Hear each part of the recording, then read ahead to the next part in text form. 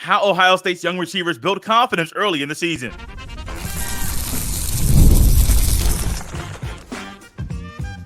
You are Locked On Buckeyes, your daily podcast on the Ohio State Buckeyes. Part of the Locked On Podcast Network, your team every day. Welcome in, Buckeye fans, to a Wednesday hump day edition of Locked On Buckeyes here on Wednesday, May 29th in the year 2024. I am your host, Jay Stevens, also the host of the Jay Stevens Podcast, and I'd like to thank you for making Locked On Buckeyes your first listen every day. The Buckeyes season in 2024 opens up in a way that is expected by many, but it's not going to be the same way over the next few years. The Buckeyes are in a season where they do not have one of those premier or marquee non-conference games. The past couple years, they ended up playing Notre Dame early in the year. I believe 2021, they played Oregon in week 2. So you go Oregon 2021, 2022 and 2023, you play Notre Dame, a home-and-home series there. This year, there's no marquee non-conference game from a big Power 5 school or a power in the sport. What you do have in the non-conference, it goes as follows. You got Akron. You got Western Michigan. You got Marshall. There's an off week in between the Western Michigan game and the Marshall game, which is very helpful as well. With the way the schedule opens up this year, where you have 3 cupcake games, if you want to call them that, they really help Ohio State's young receivers build confidence against some teams that will not be bringing in great defenses to the shoe, where guys like Jeremiah Smith and Brandon Ennis and Carnell Tate and Noah Rogers and other young guys, and Mylan Graham, can't forget him either. He's probably going to be at the end of that rotation, but he will probably get it on the field at some point. These are the type of games and types of opportunities the Buckeyes young receivers need to take advantage of, because if you build confidence now, it will definitely help you when the Buckeyes go on the road to East Lansing to play the Spartans, when the Hawkeyes of Iowa come to Columbus, when the Buckeyes go on the road to Autzen Stadium to play the Oregon Ducks. Those early games, even though they are not the same caliber of opponent, they will help the Buckeyes young receivers in a great way. One thing that we all know going from high school football to college football is that things are harder. The level of competition is a whole lot. It's a steep climb to get to that level. And so if you're a receiver, what do you want to do that you want to do consistently? Simply, hey, how about just figure out how to run a crisper route than you did in high school? How about you figure out how to block a run block at this level versus what you did in high school? Figure out how to have the same get off the line, no matter if it's a run play or a pass play. Why? Because if it's different, if I can look out there on the field and look at your get off and say that's a run or that's a pass, with the way and how smart these DBs are and these coaches are, they can look at you in the film room and say, oh, that's a run, that's a pass, based off their stance, based off their get off.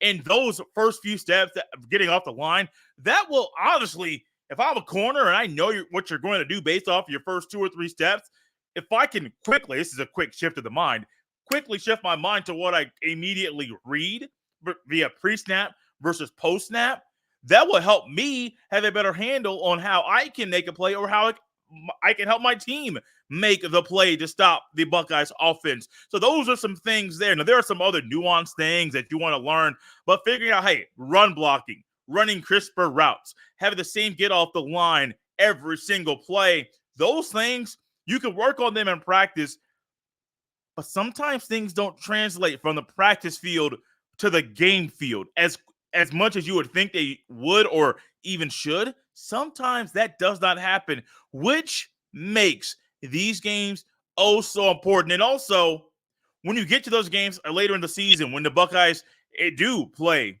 Iowa, and they have to go on the road to Autzen Stadium, and they have to go on the road to Beaver Stadium, and when Michigan comes to town Thanksgiving weekend, when you get to those games, don't be shocked if these guys have a hiccup or two.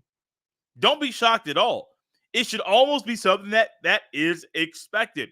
You should expect Ohio State to have some issues. You should expect Ohio State to kind of go through a growing process with the young receivers and the tight ends as well. Even a lot of them, G. Scott Jr. and others have been there for a little bit.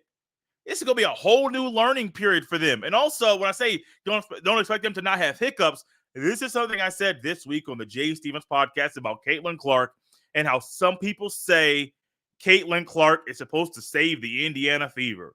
No. The past 2 years, the Fever have had the number 1 overall draft pick in the WNBA draft, not because they have moved up or because they have been abysmal. They have been bad. They have been trash. So they've been rewarded. As odd as that says, hey, you're the worst team in the league. We will give you the number 1 overall pick. And they got Aaliyah Boston. They got Caitlin Clark. And there is a growing process right now that Fever are going through. And Caitlin Clark is going through, just had a 30-point game recently. I think it resulted in a loss to the LA Sparks, I believe. But still, the points are coming. She's figuring those things out. But the growing pains are still there. And they're going to be there early in some of these games. They may figure some things out and still build confidence and still have hiccups. They're definitely going to be there in some of the big-time games as well. Why? That's just the way the cookie crumbles. And so when it comes to the Buckeyes building confidence, it's great for the receivers to have those games, but keep this one thing in mind. Not only do the Buckeyes have young receivers that are going to play and possibly have multiple first or second-year guys starting, but they're also going to have a new quarterback. Kyle McCord is not coming back to Ohio State. He has currently transferred to Syracuse. I think he'll be better this year than some Ohio State fans believe he will be. But also, it doesn't matter if it's Will Howard or Devin Brown or Lincoln Keenholz or Julian Sand or Aaron Nolan. It does not matter who it is. It does not also matter what happens in practice. Some things happen in games that don't happen in practice, and you just got to figure things out on the fly and figure out what works for you and the team. And so I don't want to be a person that's going to come on here and say, oh, this is going to happen or that's going to happen or this or that, and make these bold proclamations about, well, these guys won't struggle. They're wearing the scarlet and gray. And these guys won't have hiccups. They're Buckeyes. I don't want to be that guy because, one, I don't think it's proper analysis, and I don't think that's what you deserve as an Ohio State fan right now, not just in the offseason, but throughout any portion of the calendar year. You deserve the honesty that every Ohio State fan deserves and wants to hear, which is why there are going to be hiccups. I'm not going to try to sugarcoat it from you. Just provide you the proper analysis. There are going to be hiccups. There are going to be struggles. There are going to be things that happen. You're saying, man, why is this happening? It's not just because they're younger and inexperienced. It is because they're football players, and things like this happen all the time. I'm looking forward to watching these young guys play, and Jeremiah Smith and Brandon Ennis, Cardell Tate, Noah Rogers, maybe get Mylan Graham in there as well. I hope he's fully healthy. I know he got injured during his high school basketball season there at New Haven. I believe he's healthy. I'm looking forward to seeing him get out there on the field and play a little bit in that scarlet and gray and wear that thing proudly and maybe get back and return a punt or a kickoff throughout the season. From the young receivers at Ohio State and how they build confidence to wondering what Jaden Ballard's role will be in the upcoming season, I'll tell you what it will be next. This episode is brought to you by FanDuel Sportsbook. It's winner take all in the NBA and NHL, and FanDuel is giving you a shot to bring home a big win of your own. Right now, new customers get $150 in bonus bets with any winning $5 bet. That's $150 to bet on spreads, money lines, player props, and more. And if you are looking to get ahead and put some money on your Ohio State football team, currently our friends at FanDuel Sportsbook they give Ohio State the second best betting odds to win the national championship in the upcoming season. The best odds 1 through 5 go like this. Georgia's number 1 with the best betting odds at plus 300. Ohio State number 2 at plus 440. Texas 3 at plus 800. Oregon 4 at plus 850. Then Alabama 5 with the 5th best betting odds at plus 1,400. Visit FanDuel.com/LockedOn and make every playoff shot count. FanDuel, America's number one sports book. This episode is brought to you by Billiards Plus.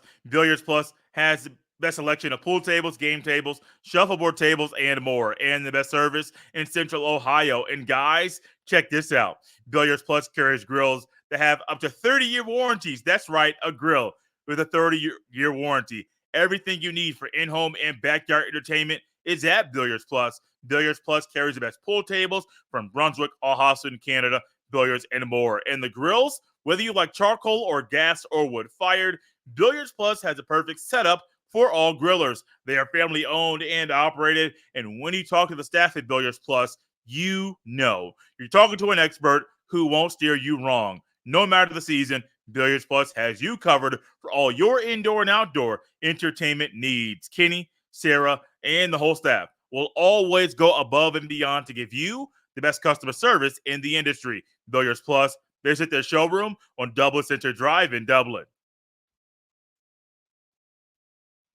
There is something special going on right now at Locked On Buckeyes, and it's a community that you definitely want to be a part of. We hear about the everydayers all the time. No, now it's the time for everydayers, for people that want to get deeper and be a bigger community at Locked On Buckeyes, to join the Locked On Buckeyes subtext. There is a link in the show notes right now, but if you want to send a text, you can do it to 614-587-7853 by sending a text or clicking that link and signing up. You'll get a 14-day free trial while you're getting Buckeye news, updates, analysis sent from yours truly, sent right to your phone about Ohio State football, Ohio State basketball, primarily the Buckeye football team that we love and talk about every single day here on this show. It's a great way for us to get and learn more. And also, we're going to start doing some Q&A sessions. Well, those questions will be coming straight from our tech subscribers. Let me get that once again. 614-587-7853, 14-day free trial. After that, if you want to stay, $4.99 a month. There's nothing wrong with that. And honestly, it's cheap. Well, many of us spend more on that just when we walk out the door. $4.99 a month on Buckeye News from Locked On Buckeyes seems like a no-brainer to me. Jaden Ballard, one thing that's a no-brainer for this young man is doing the things that will get him on the field in the fall. Seems like a no-brainer to some, but to many, but also think about this. Ballard has been at Ohio State. I believe he's going into his fourth year in Columbus. He has seen a lot of football. He has seen a lot of wins. He has been on a team that has not done a lot of good things of late. But that doesn't mean the ups, the downs of the Buckeye team career or the ups and the downs of his own career will derail him or should derail him from being all he can be in 2024 on the Ohio State football team. And I think his role is a couple things, but one is if he gets on the field, he's kind of a glue guy. A guy who, I say glue is on the locker room. Let's go to that route first. He is a locker room guy. He's a leader. He's a guy that can help the young guys understand what Brian Hartline wants. And as he learns Chip Kelly, but as he already knows Ryan Day, he can help those young guys that are trying to figure out the terminology, get up to speed, figure everything out. He can help those guys and be like, hey, I understand that you're in a different spot. I understand this is new for you, but let me and allow me to help you figure out what it means and what it takes to be an Ohio State wide receiver. But also, that's his role off the field, being a locker room guy, a glue guy. Now, let's just say, and that also trickles into on the sidelines too. Let's just say he does enough to get onto the field. He is also someone that can show these young guys, hey, you might have to grind. You might have to redshirt. You might have to do some things that take you a little bit of time, more time than you would like to get on the field. But once it happens, this is a once. I don't even know if it's actually going to happen, if he's going to get on the field consistently. But if he does, he is going to show these guys, don't stop working. Don't stop grinding until you accomplish your goal. And then once you accomplish your goal, keep on working, keep on grinding. And right now, Jaden Ballard has the right mindset in regards to some things that he needs to do to get on the field for production and things he's been trying to improve on. And it's just Ballard speaking during the offseason about some things that, well, he's been working on that will help him get on the field, quote. I'd say for me, what I've been working on is my toughness and then continuing to be consistent. Obviously, like I said, working on my route tree more and just being more physical and tough, end quote. And I think right now, those are reasons, without being in practice and without being on the sideline throughout the duration of the game, I do believe those two things, well, three things, multiple things, the toughness, the physicality, the consistency, learning the route tree and just working on this route tree, not learning it, but working on it. I think those things, not just for Ballard, but for any receiver, are things you need to work on throughout every offseason, every day, work on those things. Before a guy in Ballard during CJ Stroud's pro day, where so many NFL scouts and executives were there in the Woody Hayes Athletic Center, and they were wowing, and their eyes are about to pop out of their head at some of the catches that Ballard made. You're thinking, and there were the buzz after that day was Ballard is next. Not the next to be a star, but the next guy up to be a Buckeye starting receiver. Didn't happen last year. It's not a knock on him that it didn't happen. The process is just taking a little bit longer for him to get on the field. And I am not going to sit up here and say, well, yeah, he getting on the field. Buddy, I don't know. I mean, you heard me just a day ago say, well, based off the things we have seen and the data that we have presented to us is a small sample size. And so here's how we are going to present the data and what we have when making an opinion about something that's going to happen in the fall. For Ballard, we don't have a large sample size of things he has done in the scarlet and gray. It's not a problem. It's just a reality. And so when you don't have a large sample size and you want to make a bold prediction about someone, it's kind of hard to do that because without a bigger sample size, your proclamation may be bold, but it's not on a firm or sound or strong foundation. So for Ballard, I mean, I would love to get him for him to get on the field. Absolutely love it. Think about a guy who has been there in his fourth year, had the red shirt, had to go through some things. Also, keep in mind, he was behind some really, really, really good receivers. Guys that were first round draft picks. A guy in Harrison Jr. that was the number 4 overall draft pick. He was behind Smith and Jigba. He was behind, I want to say Olave too. He was behind Garrett Wilson. So he was behind some dogs. He was behind some guys that were Julian Fleming. As off of a year that Julian Fleming had a year ago, Fleming was not that guy in 2022. And so we are knocking and complaining about Fleming from a year ago. 2022 Fleming, 500 receiving yards over for your number 3 receiver. That's huge. And so Ballard had to work. Ballard had to work on his toughness, his consistency, his route tree. He has to work on those things. And he is still working. He is still grinding. And if that work is productive work, and he's getting better, and he's gotten so much better that he's earned the right to be on the field, so be it. But I am not a person that's going to sit up here and say, put him on the field if he has not earned it, or put him on the field if he is not one of the best options. That is not me, and I don't think Ryan Day or Chip Kelly or Hartline would be that way either. You got to earn it. You got to fight. You got to work. You got to do all those things. And if not, but do it, but you got to get better. You can work on your route tree and not get better. Why? Because you're not taking the necessary adjustments and making them to get better at your route tree. You can work on trying to be tougher and be more consistent.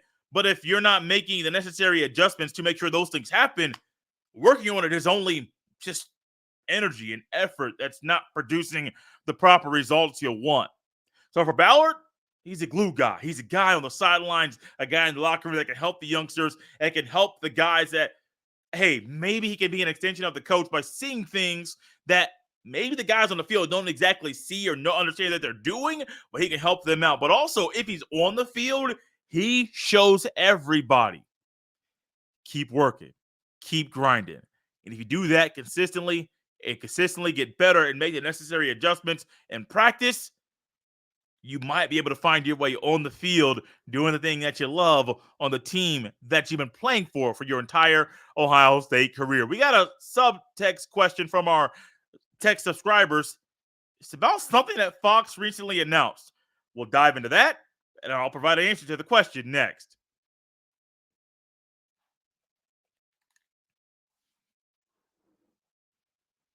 Thank you for making Locked On Buckeyes your first listen every day. Remember, if you want to join the subtext community, send a text to 614-587-7853. There's also a link in the show notes. You can click that link, sign up there, a 14-day free trial, and then $4.99 after that. Not 14, no. $4.99 after your 14-day free trial, and they'll have a good old time discussing Buckeye news. You're also able to provide feedback and comment to things, so it's not just me feeding things to you. You're also able to comment and send things directly back to me, so it's not going to anyone else but yours truly. We're going to have a fun old time talking about Buckeye football. The first subtext question is about Fox's reveal of their Friday slate, as Fox is trying to dominate Friday nights in the fall, having a game every single weekend on Friday nights, including the Mountain West Championship, which will be on the first Friday in December, which will also be the day before the Big Ten Conference Championship game. The question is this: what are your thoughts about Fox having a full slate of college football games on Friday nights? Now, this is something that even if Fox did not announce this offseason, and if they did it a couple years from now, or if they did it 5 years ago, my thoughts and my opinion, no matter if Ohio State's playing or if they are not. Now, currently, since that came up, Ohio State does not have a game on a Friday night this year. It is not just on Fox, none at all. No midweek games. All of their games will be played on Saturdays, including the conference championship game, and then schedule changes once you get to the playoff, and I am assuming the Buckeyes will be in the playoff, so we're just going to assume that right now. I am not a fan, never have been, never will be, of college football being on Friday evenings. Now, I understand that there are some people that think, hey, this is a great time to get exposure. This is a great time for people to maybe on a different coast, or maybe those writers that are so busy with their team, they don't get a chance to watch certain schools, so they want to be able to watch them. And also understand with the new landscape of the Big Ten, it's actually a good time for certain schools, say Washington, to play a game later in the day on a different day, to still be able to get on a network television that's not just on cable in FS1 or the ESPN. Well, no longer ESPN, but you understand. Also, Oregon being able to host a night game against Michigan State. In Maryland, being able to host a night game against Northwestern on Fox. That may be something that's normally on Big Ten Network in a primetime situation, but with NBC having primetime, but then also Fox doing primetime on a different day on Friday, it helps Fox, it helps some schools leave Friday evenings to high school football. I have always been a person that believes that, and that's not going to change at any time. Leave Friday nights for high school. Now, the NFL has done something recently where they said, hey, we can take over an evening. The NFL already had Sundays and Sunday afternoon, Sunday nights. They had Monday Night Football. And then the NFL said, hey, how about we take over Thursday nights? Now, there are still college football games on Thursday nights, and I watch college football on Thursday nights. It is fun. It is exciting. It is a great appetizer, if you want to say, for what's going to happen that weekend. That's great. That's cool.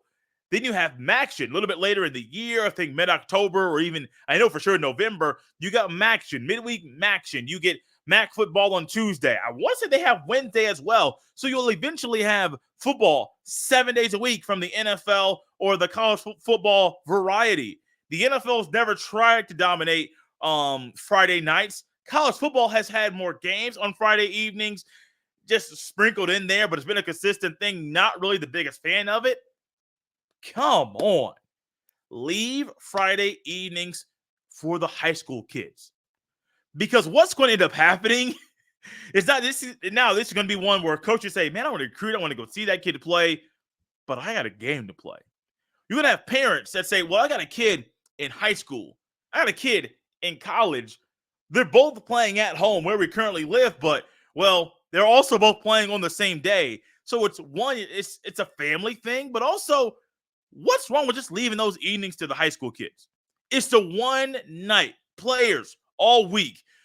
Schools all week. Lead up to one day, one evening on Fridays. And I was one of them. Wore my jersey around school. Wore it proud. I was very excited to be on the Lawrence Central football team. And it was fun. It was enjoyable. But Friday, I mean, it wasn't a holiday, but you knew after school, you had your little break. You had your little time to relax a little bit. You had your team meal. But then what was it? You prepare for that game on Friday nights, and that was, I wouldn't call it a holiday, but for some it was a holiday. It was a weekly time, but it was an appointment for people, for the schools to come together to celebrate football and to rally around sports and the football team on a weekly basis. Now, Fox, I understand the strategy. This is not I don't want to come across like someone that does not understand the strategy. Fox has done something with Big Noon. Do I believe that Big Noon is one of the best strategies that they have been able to come up with to dominate a space in a football window? Yes, it's a phenomenal strategy, and they've capitalized on it in a great way, and they want to continue to capitalize on it. But also, Fox is realizing if they capture your attention on a Friday night, you're more inclined to put your attention there on Fox on Saturday morning. So if they get you Friday night to watch college football, and if they get you on Saturday morning on the pregame, then on Saturday at 12 for the first game of the day for the Big Noon game, what are they doing? They're capturing more eyeballs that aren't just eyeballs that are going to be watching college football, but more eyeballs just in general. For like, you may not have to be a fan of that team playing in the evening or on the Friday evening or the Saturday afternoon at noon Eastern time. But what is it? You want to do something. You want to watch something. And Fox is trying to do exactly what ESPN used to do. ESPN realized they were the worldwide leader. And how could they capture more eyeballs, put more attention to college football, to college basketball, and to be all in on doing that? And they have done a phenomenal job of covering the sport. Same goes when they put the games on the ABC primetime. The ratings may have dropped, but what do you do? And I still am a person. I watch ABC on Saturday nights. Why? Because it's a big deal. I grew up doing it. It's almost like being a creature of habit. That's exactly what I am. And so Fox is trying to do the same thing people do. We're creatures of habit. So if we have you on Friday nights, even if you go to a high school football game on a Friday night, you can catch a tail end of a game on Fox that evening. The next morning, what are you going to do? You're possibly going to go right back to where you were that evening, or maybe on your TV, the first channel that comes up is a last channel. Some TVs, I'm sure some streaming services reset, but it goes right back to the channel that you watched the night before, which is Fox. So you go to sleep watching Fox, you wake up the next day watching Fox, and you start getting things ready, your game day setup, game day meal, game day food. And what is it? You watch the pregame show, you watch the first game, and they're capturing your eyeballs, which does what for Fox? Makes them more money. And y'all know how I am about having money drive all the decisions in this sport. I'm not a big fan of it because some of the decisions that are driven by money are not the best. However, some of them are good, especially the rev share where players can make more money. Not mad about that. But I still believe that Fox moving and trying to have games every Friday evening, great. It's a great marketing tool. It's great for Fox to do that. I still believe, and I'll always believe, leave Friday night football to high school, not to college. But what's going to happen is the money's going to be so great in a few years or 10 years, maybe not even that long, somebody's going to try another strategy. The NFL is already trying to dominate Christmas Day and take that from the NBA. Just saying. Once there's more money and once somebody figures out a way to dominate another day to make more money and to get more eyeballs on their network, they're going to be able to do it. They're going to find a way to do it, and they'll probably be successful while doing it. But I still will always say, leave that day. I'll say it once. I'll say it again. Leave Friday nights to high school kids. They deserve that one thing. Have you heard the good news? There's a question that leads into something big that Locked On has started, which is, are you watching Fox Sports or ESPN on your TV all day? Have to turn down the volume with all that shouting. Make the switch to Locked On Sports today. It's a free 24/7 sports streaming channel program for you every day to bring you the biggest stories without all the screaming. Locked On Sports today brings you can't-miss analysis, opinions, and news. Streaming 24/7 on YouTube or the free Amazon Fire TV channels app, part of the Locked On Podcast Network, your team every day. You can follow me on X at jstevens07. Send every single email to jstevens317 at gmail.com. We're out of here on a hump day, Buckeye fans. We will see you next time.